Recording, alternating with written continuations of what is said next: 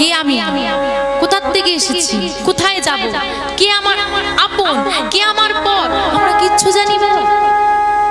কখনো চিন্তা করেছি সারা জীবন তো গাড়ি আমার, বাড়ি আমার, ছেলে আমার, মেয়ে আমার, আমার আমার করে করে কাটিয়ে দিলাম। বৃদ্ধ বয়সে একা একটা ঘরে বসে চিন্তা করবে আমি কার।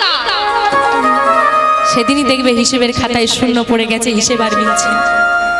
আরে যাকে আমার ভেবেছিলাম সে আজকে কই। বাবারা, একটা মা মৃত্যু সম যন্ত্রণা সহ্য করে একটা ছেলেকে, একটা মেয়েকে পৃথিবীর আলো দেখায়। একজন বাবা নিজের সব শখ আহ্লাদ ভুলে যায় শুধু ওই ছেলেটার শখগুলোকে পূরণ করবে। নিজের মুখের হাসিটাকে পরিশ্রম করে বার করে দেয় শুধু ছেলেটা ভালো থাকবে বলে। কিন্তু অদ্ভুত বিষয়, বাবা যে ছেলের জন্য সারা জীবন কাজ করে গেল, সুখ দেখলো না, যে বাবা নিজেরকে সময় না দিয়ে সারা জীবন সময়টা ওই কাজের পিছনে দিয়েছে যাতে ছেলেটা মেয়েটা একটু ভালো থাকে, সেই বাবা ওগো চোখটা তো বন্ধ করে দেখো, ওগো একবার চোখটা বন্ধ করে দেখো, যার জন্য তুমি সব সময়টা কাজের পেছনে দিয়েছো, সংসারকে দিয়েছো, ওই ছেলেটা যখন তোমার এই দেহটা দাও দাও করেছি তার আগুনে জ্বলবে, পাশের মানুষটাকে ডেকে বলবে কিরে ভাই বডিটা পুড়তে আর কতক্ষণ, তাড়াতাড়ি নে অন্ধকার হয়ে যায়। যে ছেলের জন্য সব দিয়ে দিলে সেই ছেলের তোমার দেহটাকে পোড়ানোর মতো সময় নেই। এই হচ্ছে আমাদের পৃথিবীর মায়া। এই যে তিমির, তিমির মানে অন্ধকারে আমরা নিমজ্জিত হয়ে আছি, বলছি অন্ধকারটাকে সরাতে আমার গৌর হরি এলেন, জগজন উদ্ধারিতে গৌর হরি এলেন। একা নয়, দুইজন। আজ অস্ত্র নয়, প্রেম। শ্রীকৃষ্ণের হাতে বাঁশি আছে, শ্রী রামচন্দ্রের হাতে তীর ধনুক আছে, রামচন্দ্রের হাতে গদা পদ্ম শঙ্খ চক্র রয়েছে, কিন্তু দেখো ওই আমার গৌর হরি দুটো হাত তুলে দিয়ে বলেছি আমারে কিছু নাই, নিতাই গৌর হরি হরি হরি হরি। দেখো গো তোমাদের জন্য, তোমাদের জন্য আমার যিনি সারা জগৎ সংসারের মালিক সে হয়েছে ভিখারি, না আছে দামি পোশাক, না আছে অলংকার, না আছে বড় বাড়ি, ধুলাই শয়ন করে, পথে পথে ঘুরে বেড়ায়, কেউ দিলে খায় না দিলে হাতে ধরে পাই ধরে বলে ওগো কৃষ্ণ বলো না, একবারই কৃষ্ণ বলো না। ভেবে দেখেছো তোমার জন্য কে এত করবে? তোমার বাবা মা করবে, সেও করবে না?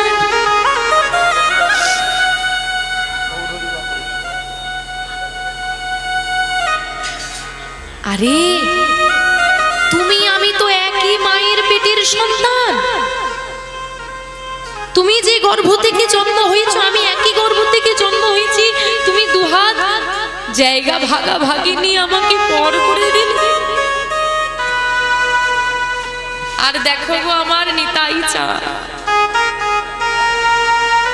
কলসির কানা দিয়ে আঘাত করেছে, ঝরঝর করে রুধির ঝরছে, কত কষ্ট সহ্য করেও করজোরে বলছে আহা মেরেছি সারু মা, আমলি কেন মা? একবার আমার সঙ্গে কৃষ্ণ মার ক্ষতি নেই, একবার কৃষ্ণ বললেই আমার সব দুঃখ ছিল।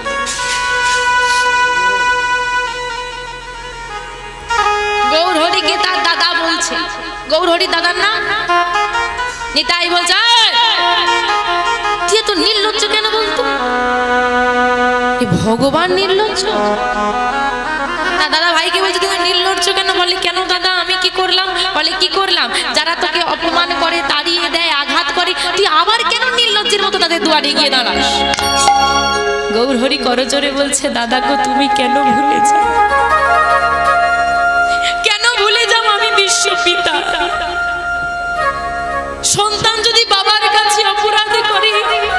বাবা কি সন্তানকে মাটিতে ফেলে দেয়?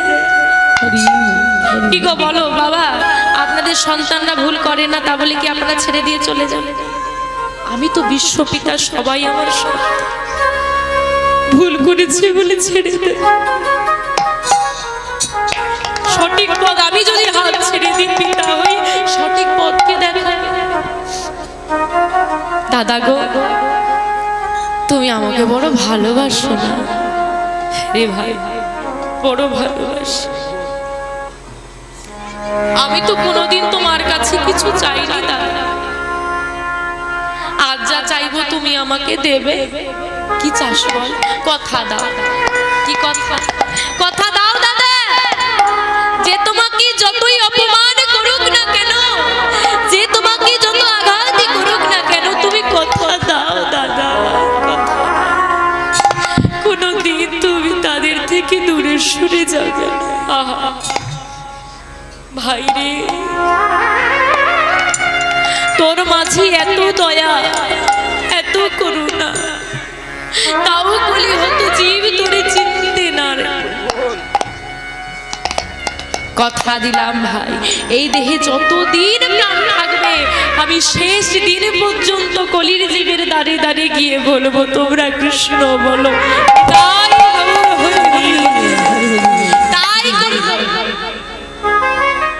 দুই ভাই গৌর আর নিতাই আমাদের ঠাকুর, আমাদের গর্ব।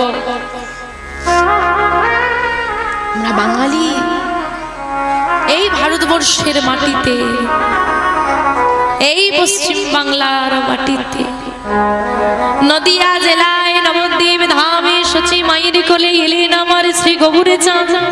আমার গৌর বর্তমানে জেলায় একচক্রা গ্রামে এলেন আমার নিতাই চাঁদ।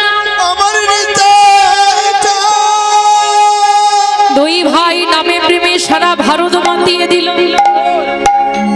সবার দাঁড়ে দাঁড়ে গিয়ে হাতে ধরে পায়ে ধরে বলি একবার কৃষ্ণ বলো, একবার কৃষ্ণ বলো।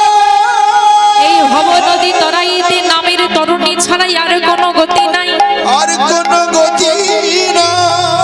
ওই হাতে ধরে পায়ে ধরে বলছে কৃষ্ণ বলো। আজ থেকে 537 বছর আগে 1407 শতাব্দের 23শে ফাল্গুন 1486 খ্রিস্টাব্দে হিসেব করে নিন, এটা 2023। 1486 খ্রিস্টাব্দে আমার গৌর হরি এলেন ওই নদিয়া। আর গৌর নিতাই যদি নাই আসতো, আমার দয়াল ঠাকুর যদি এমন ভিখারি বেশে না আসতো, দাঁড়ে দাঁড়ে গিয়ে যদি নাম প্রেম ভিক্ষা না করতো, এই প্রেমে আজকে আমরা ভাসতে পারতাম না, নামে ডুব দিতে পারতাম না, এই রসামৃত পান করতে পারতাম না। সবাই বলে বলুন আমার মহাপ্রভু কি জয়, জয় মহাপ্রভু কি জয়, জয় নিতাই চাঁদ কি জয়, জয় নিতাই চাঁদ কি নবদ্বীপ ধাম কি।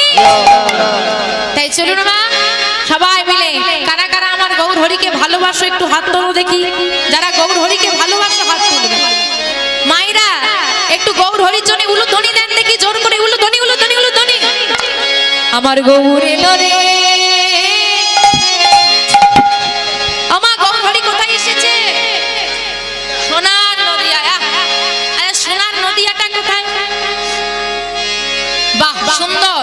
বলে দেখো বাবা, গৌর আর নিতাই দুই ভাই, এখন যদি আমরা সবাই মিলে ডাকি, তারা এলে একটা গাড়ি ভাড়া করলে চলে যাবে, তাই তো? এখন যদি আমরা সবাই সেখানে যেতে যাই, কটা গাড়ি লাগবে? দুটো তো লরি লাগবে।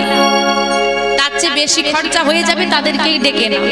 অন্য কোথাও যাবো কেন? ভক্ত সমাগম এটাই সোনার নদিয়া, আর এইখানে আমার গৌর হরি এলেন, তাই তো? আমার গৌর এলো রে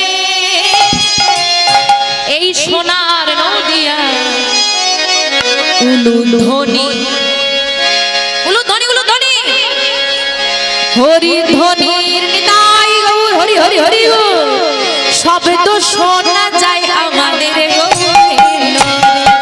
আমাদের গৌর এলো।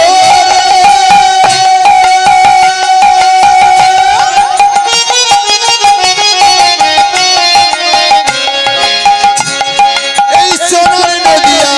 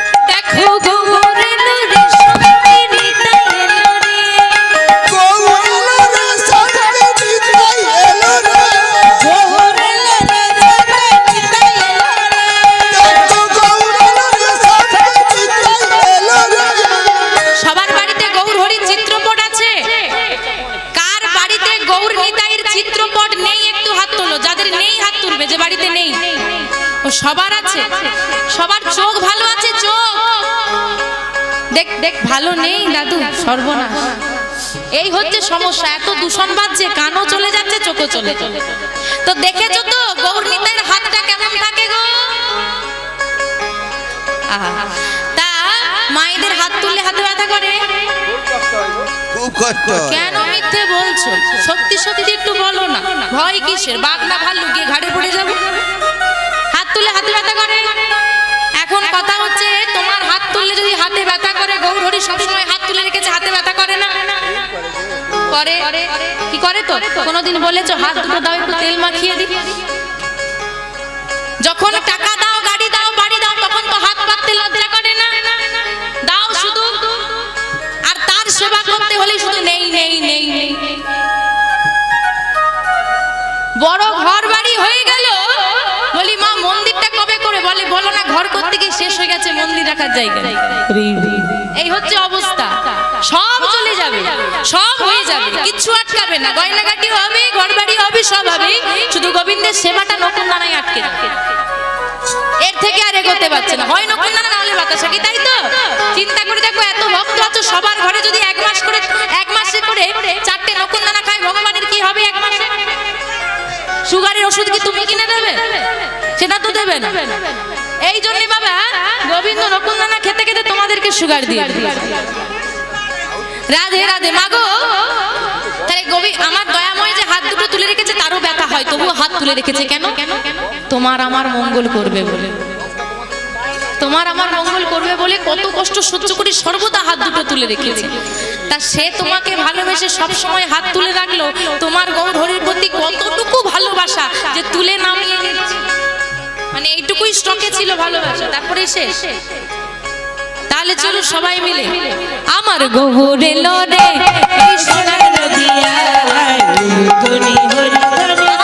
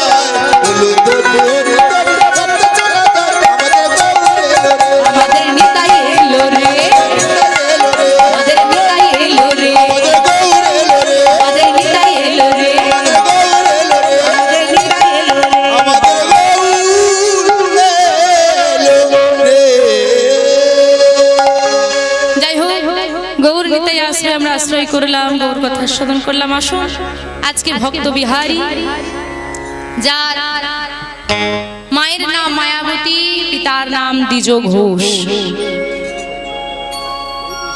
বিহারী যে মা মায়াবতী, ছোটবেলায় পিতামাতা হারা। একটা কথা জেনে রাখবেন বাবা, এই দুনিয়ায় যার বাবা মা নেই সে বড় অসহায়, কারণ বাবা মায়ের মতো করে ভালোবাসতে কেউ পারে না। মায়াবতী বড় হচ্ছে, সবাই জানেন আপনারা, আগেকার দিনে খুব অল্প বয়সে বিবাহ হতো, শুধু মায়াবতী মায়ের মায়ের। এখানে যে সমস্ত বয়স্ক আমার ঠাম্মারা, দাদুরা, দিদারা রয়েছে, তাদেরও হয়েছে। মায়াবতী মায়ের বিবাহ হলো। দ্বিজ ঘোষ খুব ভক্ত মানুষ ছিলেন। মায়াবতী মা ছিলেন ভক্তিমতী, গৌর গোবিন্দ চরণ ছাড়া কিছুই জানে না। তো দুজনের সংসার বেশ আনন্দে কেটে যায়। দেখতে দেখতে মায়াবতী মা গর্ভবতী হলো। গর্ভবতী হয়েছে, আরো আনন্দ। কিন্তু বাবা, মাতা যখন গর্ভবতী হলেন, দেখা গেল কি মাতা গর্ভবতী হবার কিছু মাস পর দ্বিজ ঘোষ মারা গেলেন। তোমা বাবা মা নেই, স্বামী নেই, মেয়েটা গর্ভবতী। এবার ভেবে দেখো অবস্থাটা কি তার। বাবা মা নেই, স্বামীও নেই, গর্ভবতী, কি হবে? ওই দয়াময়ের চরণ দুটো জড়িয়ে ধরে কাঁদে আর বলে, ওগো দয়াময়, এ তুমি কেমন পরীক্ষা নিচ্ছ?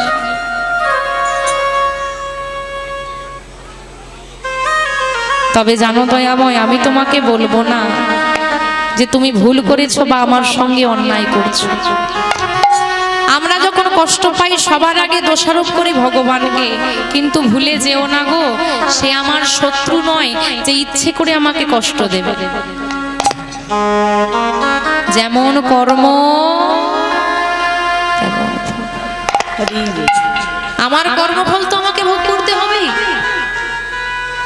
আর একটা কারণ আছে বাবা, এ জগতে যারা শৈব, যারা শাক্ত, শৈব মানে যারা শিবের ভক্ত, শাক্ত মানে যারা শক্তির পূজারী, দেবী ভক্ত, তাদের পার আছে। যারা আমার দয়াময়কে ভালোবাসে, যে করে আমার স্বামী করি তার সর্বনাশ, আমি করি তার সর্বনাশ, তথাপিও যদি না ছাড়ি সেই আমার পাশ, আমি হই তার দাসের অনুদাস, আমি হই তার দাসের অনুদাস। ওগো, আমি যে খাঁটি জিনিসটা বড় ভালোবাসি, আমাকে পরীক্ষা করে দেখতে হবে না কোনটা আসল ভক্ত কোনটা নকল? মায়াবতী, তুমি তো ছোটবেলা থেকে আমাকে ডাকছো, তা তুমি কত বড় ভক্ত হয়েছো দেখতে হবে।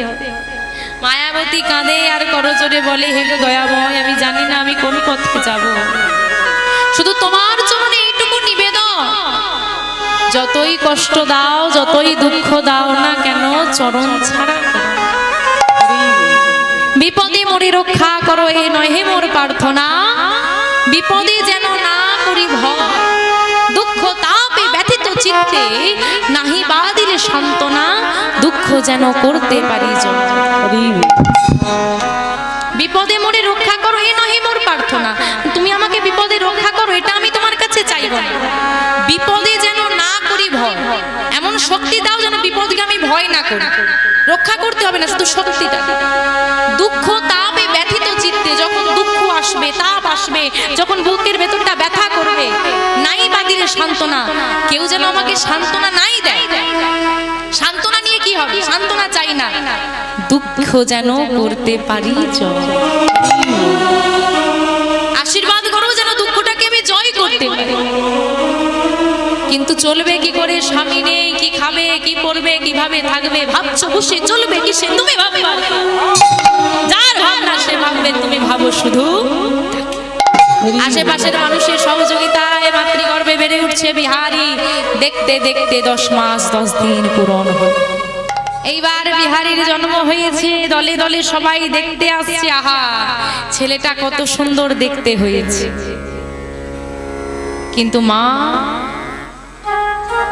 মায়াবতী মা বিলম্ব না করে তাড়াতাড়ি করে ওই ছেলেটাকে নিয়ে চলে গেল। কোথায়? ওই ঠাকুর ঘরের সামনে নিয়ে গিয়ে শুইয়ে দিয়েছে। দয়াময়, নিয়ে নাও। পিতা মাতা দিয়েছো, নিয়ে নিয়েছো, স্বামী দিয়েছো, নিয়ে নিয়েছো, একে নিয়ে আমি কি? কবে বলতে কবে? কেউ তুমি হয়তো আমার থেকে কেড়ে নেবে। এখন মায়া বসিয়ে ছেড়ে দেওয়াটা তো বড় কঠিন। এখনই নিয়ে নাও। শুধু এটুকু প্রার্থনা করি দয়াময়,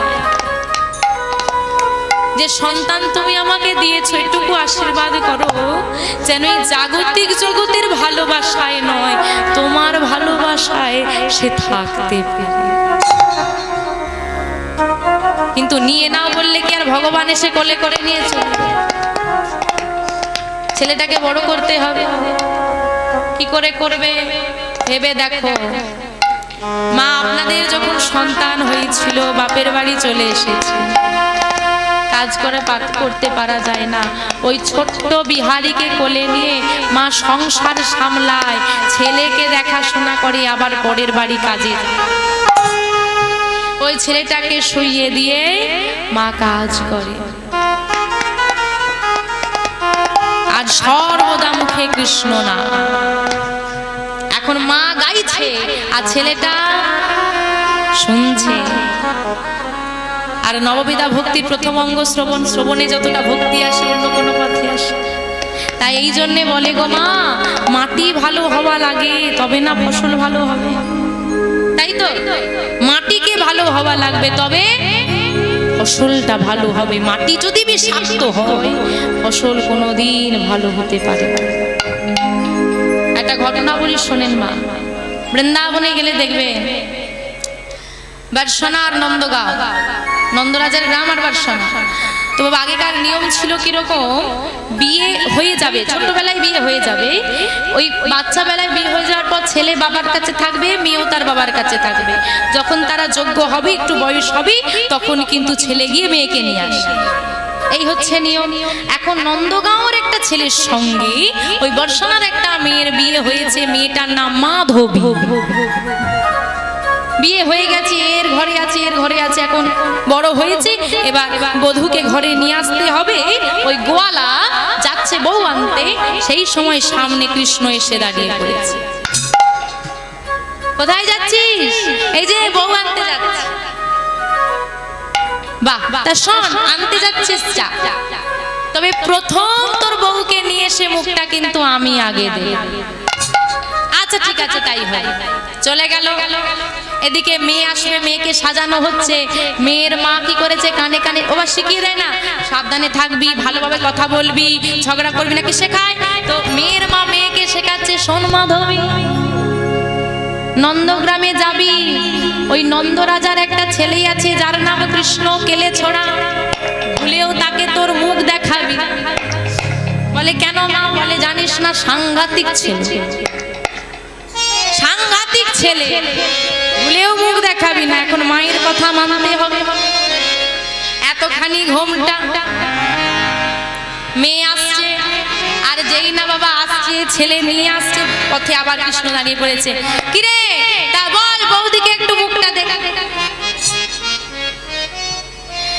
এই যে শুনছো, এই দেখো আমার বন্ধু কৃষ্ণ, হ্যাঁ এখানে নন্দরাজার ছেলে কৃষ্ণ আমার বন্ধু হয়, তোমার মুখটা একটু দেখবে, মাধবী মুখটা একটু দেখাও।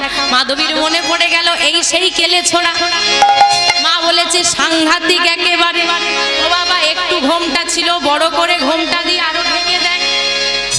কি রে, তোর বউকে বললাম ঘোমটা সরাতে, যে আরো বড় করে ঘোমটা। কি গো, ঘোমটাটা খোলো। যেই না বলেছে ঘোমটাটা খোলো, যেটুকু গা হাত দেখা যাচ্ছিল সেটুকুও চাপা দিয়ে দিয়েছে। কৃষ্ণ বলছে এই খুলতে বললে ঢাকা দিচ্ছে, কিছুতেই মেয়ে খোলে না। বলে দেখ, আমি তো জানি না কেন খুলছে না, কিছুতেই খুলছে না। কৃষ্ণ বলছে দেখ বাবা, আমি লাস্ট বার বলছি, খোল, আমি কিন্তু বেশি যেতে করতে পারবো না, আরেকবার শেষবার বলছি, ঘোমটাটা খুলতে বল। শেষবার বলেছে ঘোমটা খুল। কৃষ্ণ রেগে গিয়ে বলে উঠলো, বেশ, তুমি আজকে আমার তোমার মুখটা দেখালে তো, কোনোদিন আমি তোমার মুখের দিকে ঘুরেও তাকাবো না। চলে গেল কৃষ্ণ। এইবার যশোমতী মা, রানী মা, তো মেয়ে মুখ আগে কাকে দেখাবে? রানী মাকে দেখতে যেতে হবে। রানীমা বলছে এই গোপাল চল, ওদের বাড়িতে একটা বউ এসেছে, হ্যাঁ বার্সনা থেকে বিয়ে হয়ে এসেছে, চল দেখে আসবে। কৃষ্ণের ওই নতুন বউ দেখার একটু শখ ছিল। কৃষ্ণ বলছে তুমি যাও মা, আমি যাবো না। বলে কেন রে, যেখানে বিয়ে হয় তুই আগে সবার আগে যাস, আজকে তুই যাবি না? আমি ওর মুখ দেখবো না, তুমি যাও। ছেলের মন চাইছে না, থাক। কৃষ্ণ রয়ে গেল, যশোমতী মা গেল, মুখ দেখলো, চলে গেল।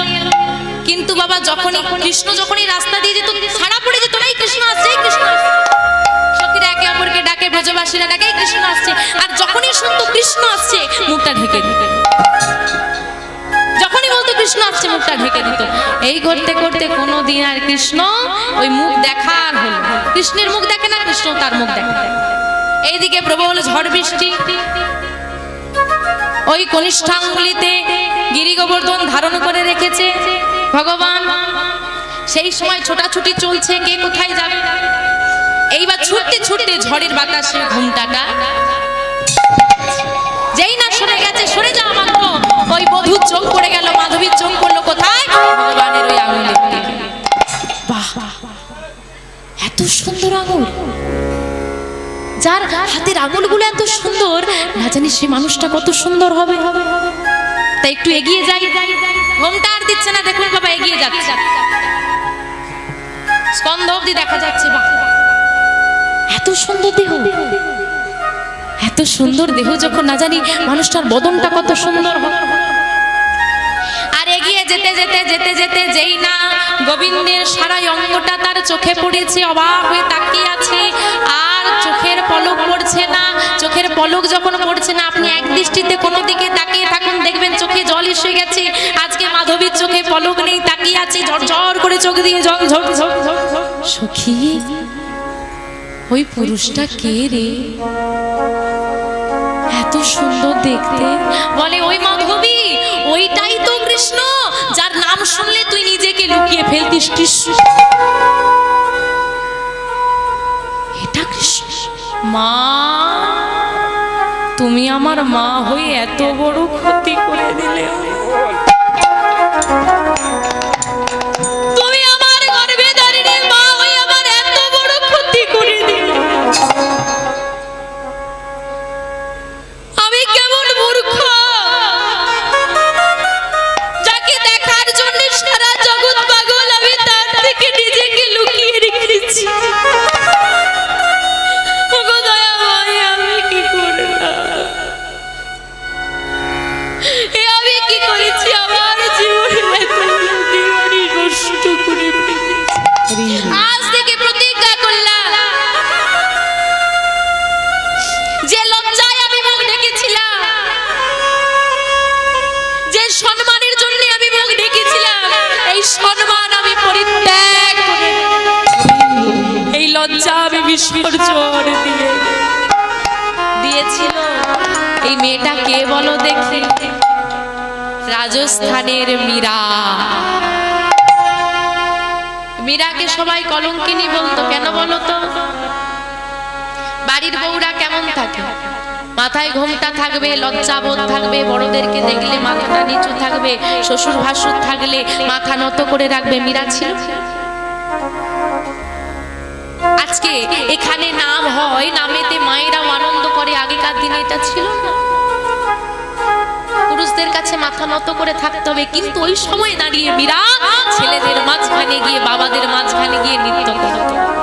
খুলে যায় শাড়ি, নাচ পড়ে যায়, ঘোমটা নেই, এলো চুল, ওই নয়, সব ত্যাগ করে দিল। তাই মাকে ভালো হওয়া লাগবে গো। মায়ের জন্য মাধবীর আজ এই দশা হয়ে গেল। মীরা এদিকে মায়াবতী মায়ের একটাই চিন্তা, ছেলেটা যেন ভক্ত। তাই মা সর্বদা নাম গায় আর ছেলেটা শোনে। আজকে মায়ের সঙ্গে আমরাও সবাই মিলে গাইব, ভজ শ্রীকৃষ্ণ কহো শ্রীকৃষ্ণ, লহ শ্রীকৃষ্ণে নাম রে। ভজ শ্রীকৃষ্ণ, কহো শ্রীকৃষ্ণ, লহ শ্রীকৃষ্ণের নাম রে। ভজ শ্রীকৃষ্ণ, কহো শ্রীকৃষ্ণ, লহ শ্রীকৃষ্ণের নাম রে। ভজ শ্রীকৃষ্ণ, কহো শ্রীকৃষ্ণ, লহ শ্রীকৃষ্ণের নাম। আমরা কলির জি, আমরা এটা গাইব না কেন? আমাদের ঘরের ঠাকুর আছে গৌর হরি, তা সবাই আমরা গাইব কি? সবার হাতগুলো উঠুক। ভজ গৌরাঙ্গ কহো গৌরাঙ্গ, লহ গৌরাঙ্গের নাম রে। ভজ গৌরাঙ্গ,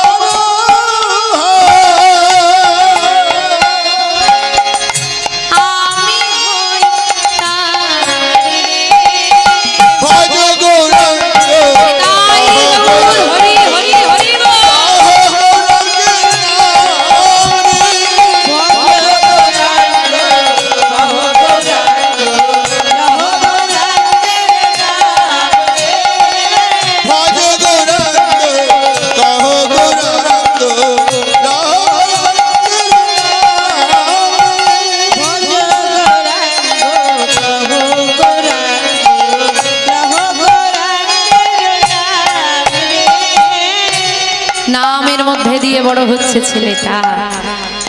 বিহারী বেশ ভক্ত হয়েছে, বড়দেরকে সম্মান করে, শ্রদ্ধা করে। দেখতে দেখতে বিহারীর বয়স হলো 5 বছর। আর ওই 5 বছরের ছেলেটা দেখছে কি ঘরে বড় অভাব। আরে বাবা, ঘরে মানুষ বাড়লে তো অভাব বাড়বে, কিন্তু রোজগার কি আর বাড়ছে? একটা মেয়ে কত রোজগার? অভাব। দুবেলা দুটো পেট পুরে খাবার হয় না। বিহারীর পেট ভরলে মায়ের ভরে না। একদিন মা পরের বাড়ি কাজ করছে, আর সামনের মাঠে বিহারী খেলা করছে বন্ধুদের সাথে।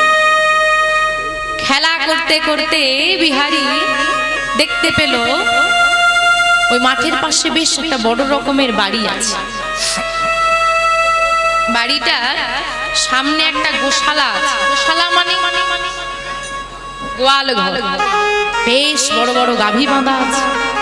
খেলা ছেড়ে দিয়ে বিহারী ছুট দিয়ে গেল সেই ঘরের সামনে, গিয়ে চিৎকার করছে, বাবু বাড়িতে কে আছো বাবু? একবার বেরিয়ে এসো না বাবু। কে কে তুই? আমার নাম বিহারী। কি চাই তোর? ও বাবু, তোমার ঘরে আমায় একটা কাজ দেবে। এখন বাবা একটা ছোট্ট 5 বছরের ছেলে যদি এসে বলে একটা কাজ দাও, তুমি কি দেবে? কি ভাববে? হয়তো খেলার ছলে কোথাও শুনেছে। তুই কি কাজ করবি? যা খেলা করবি, যা খেলা করবি, বসে বসে কাজ করে যাবে। তাড়িয়ে দিচ্ছি। বিহারীকে যখন দাঁড়িয়ে দিচ্ছে, ছোট্ট ছেলেটা ওই ঘরের চৌকাঠটার বাইরে দাঁড়িয়ে দাঁড়িয়ে কাঁদছে। দাও না ও বাবু, দাও না একটা কাজ। ও বাবু, যাই ফিরিয়ে দিও না বাবু, দাও না একটা কাজ, আমার ঘরে ভারী। ও বাবু, বাবু দাও। ছেলেটা যখন কাঁদছে, বাবুর স্ত্রী, ঘরের যিনি মালকিন, বেরিয়ে এসেছে।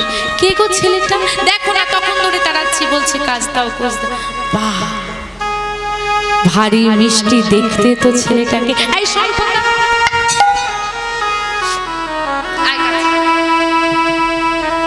জড়িয়ে ধরেছে। কি নাম তো? আমার নাম বিহারী লাল। বাহ, সুন্দর না? কি চাই তো? ও মা, তোমার ঘরে আমায় একটা কাজ দেবে। মা হেসে বলছে, বাড়িতে কি মা বকেছে? রাগ করে চলে এসেছে? না তো। তবে এই বয়সে তুমি পাঠশালায় যাবে, পড়াশোনা করবে, খেলাধুলো করবে। কাজ করার জন্য সারা জীবন পড়ে আছে বাবা। কর্ম সবাইকে করতে হয়, কিন্তু প্রত্যেকটা কর্মের একটা নির্দিষ্ট সময় আছে। এখন তো তোমার কাজ করার বয়স না। মানা, আমার কাজের ভারী দরকার। কেন দরকার? আমার ঘরে যে বড় অভাব। বাহ বাহ, ছেলের যে মনে ভাবনা এসেছে ঘরে অভাব, কাজ করতে হবে, এতেই তোর মা ধন্য। কি কাজ করবি তুই? কেন? তোমার ঘরের ওই গাভীগুলো ছোট, তুই পারবি? কেন পারবো না? সত্যি করে বলতো বাবা, তুই এরকম করে কাঁদছিস, বলছিস কাজ করব। কাজের তোর কি দরকার? কেন কাজ করতে চাস? কেন জানো মা গো, আমার বাবা নেই গো। মা,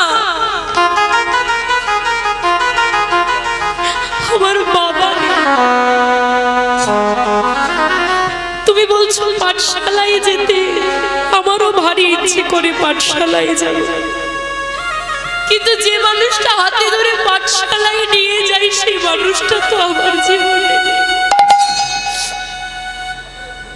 আমি এখানে কি করে এলাম জানো?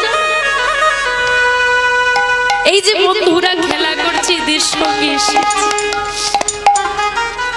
আমার দুঃখ কি জানো মা, খেলতে খেলতে যখন সূর্যটা ডুবে যায়, চারিদিক অন্ধকার হয়ে যায়, আমার সব বন্ধুদেরকে খুঁজতে খুঁজতে তার বাবা জানো মা, এতদিন হয়ে গেল, কই খেলার মাঠে দেরি হলে তো আমার বাবা কোনোদিন আমায় নিতে আসে। বলতে পারো আমার প্রতি আমার বাবার কেন এত অভিমান? কি অপরাধ করেছি আমি,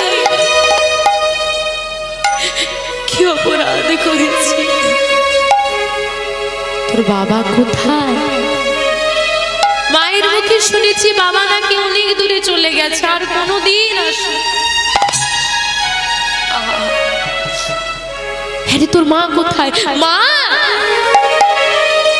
মা পরের বাড়ি কাজ করে, যা দাদি আমার পেট ভরলে আমার মায়ের, দাও না মা 1 টাকা, তোমার ঘরে কাজ করে আমি আমার মায়ের অভাবটা মিটিয়ে নিতাই গৌর হরি হরি হরি,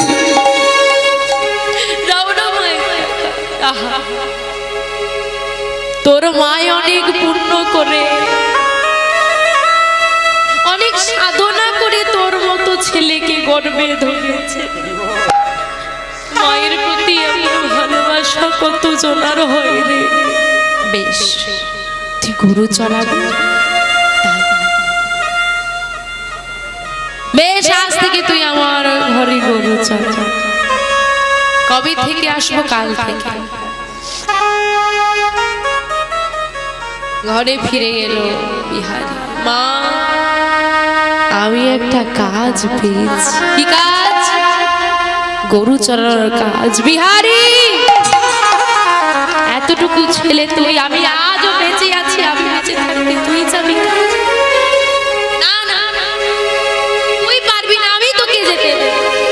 মা, একটা দিন যেতে দাও, যদি আমি না পারি কথা দিলাম পরের দিন থেকে আর যাবো। ভগবানের যোগাযোগটা দেখুন বাবা। পরের দিন সকাল বেলা মায়ের চরণে প্রণাম করে বিহারি কাজে যাচ্ছে। বাবা শোন,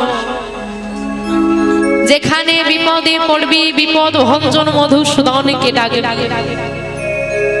আমাকে ডাকলে আমি যেতে পারবো না, মানুষকে ডাকলে তারা স্বার্থপর।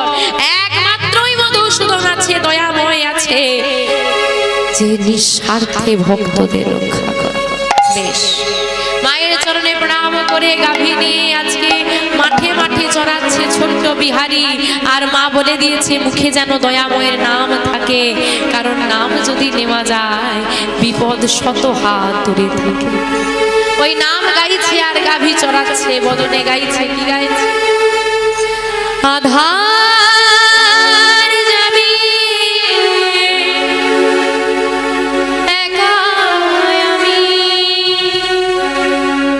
বুঝি গো তোমার ধরে